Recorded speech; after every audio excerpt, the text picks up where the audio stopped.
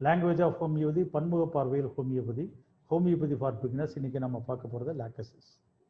என்கிட்ட மெட்ராஸ்லேருந்து ஒரு 55 வயசு உள்ள ஒரு நபர் எனக்கு ஃபோன் பண்ணுறாரு. எனக்கு தூக்கமே வர மாட்டேங்குது. ஒரு ஆன்மீகவாதி தான் உங்கள் ஃபோன் நம்பர் கொடுத்தாரு. எனக்கு ப்ராப்ளம் என்னென்னா, நான் ஈசா யோக மையத்தில் பயிற்சிக்காக போயிருந்தேன்.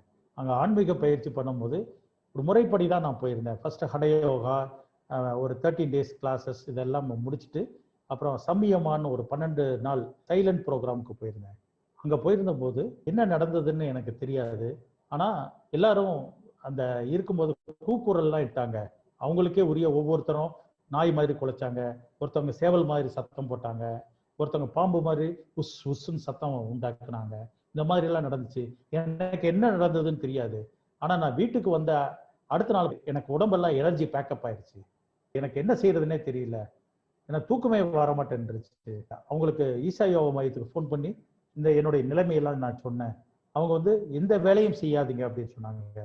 ஆனால் என்னால் இந்த எனர்ஜி பேக்கப் ஆனதுனால என்னால் சும்மா இருக்க முடியல. ஏதாவது அசைஞ்சிக்கிட்டு ஓடிட்டு விளையாடிட்டு கடையோகா பண்ணிட்டு மாடிப்படி ஏறி இறங்கி இந்த மாதிரி தான் இருந்தேன். ஆனால் இது தொடர்ந்து என்னால் கன்டினியூ பண்ண முடியாதனால சைக்காட்ரிஸ்ட்கிட்ட போனேன். அவர் ஒரு ஸ்லீப்பிங் பில்ஸ் அதெல்லாம் கொடுத்து பார்த்தாரு. ஆனால் ஒன்றும் கேட்கல. இப்போ நான் என்ன பண்ணுறதுன்னு எனக்கு தெரியல. அப்புறம் ஒரு ஆன்மீகவாதியை போய் பார்த்தேன். அவரு எனக்கு சில விஷயங்கள்லாம் சொன்னார். அதை கேட்டதுலேருந்து ஒரு 2 மணி நேரம் தூங்க முடிஞ்சது. அதுக்கு மேலே தூங்க முடியல. அதுவும் ஒரு 3 நாள் தான் இருந்தது. அதுக்கப்புறம் இல்லை.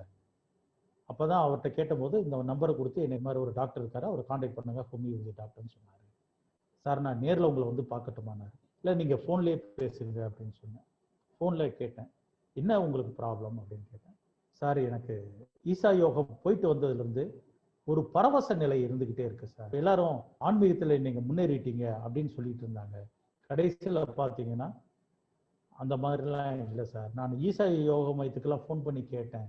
அவங்க வந்து இனிமேல இங்கே ஃபோன் பண்ணாதீங்க, நீங்கள் வேற என்ன பார்க்கணுமோ அதை பார்த்துக்குங்க, எங்களை ஃபோன் பண்ணி தொந்தரவு பண்ணாதீங்கன்னு சொல்லிட்டாங்க.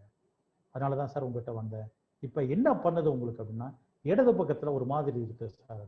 என்ன இடது பக்கத்தில் ஒரு மாதிரி இருக்கு அப்படின்னா, அப்படியே காயில் சுற்றுற மாதிரி இருக்கு சார்.